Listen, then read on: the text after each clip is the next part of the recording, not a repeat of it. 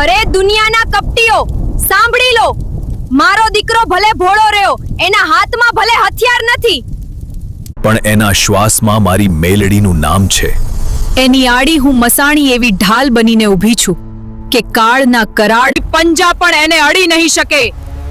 એના એક આંસુની કિંમત હું તારા આખા વંશના વિનાશથી વસૂલ કરીશ.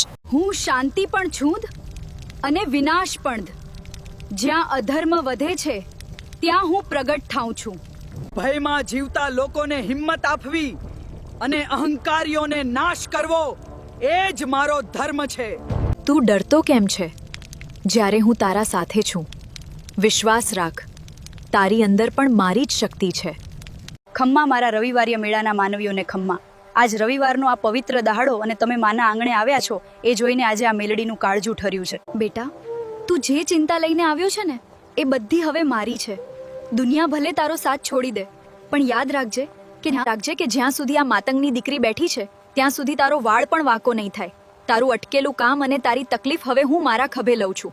નવો સોમવાર આવે એ પહેલા તારા નસીબનું નવું પાનું હું લખવા માટે અહીં આવી છું. મારા પ્રિય ભક્ત, તારા જીવનમાં સુખ અને સમૃદ્ધિ લાવવા માટે અહીં બેઠી છું.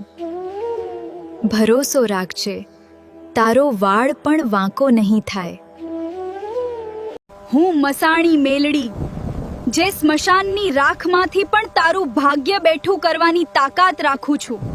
ખબરદાર, જો મારા ભક્તના ભોળપણનો ફાયદો ઉઠાવ્યો છે ને તો તારા નસીબના દરવાજા હું એવી રીતે બંધ કરી દઈશ કે ખુદ કાળ પણ એની ચાવી નહીં શોધી શકે. તેને રડાવ્યો. અરે હું મસાણી જો ધારું ને તો તારા હસતા ઘરને સ્મશાનમાં ફેરવતા મને પલવારની વાર નથી લાગતી.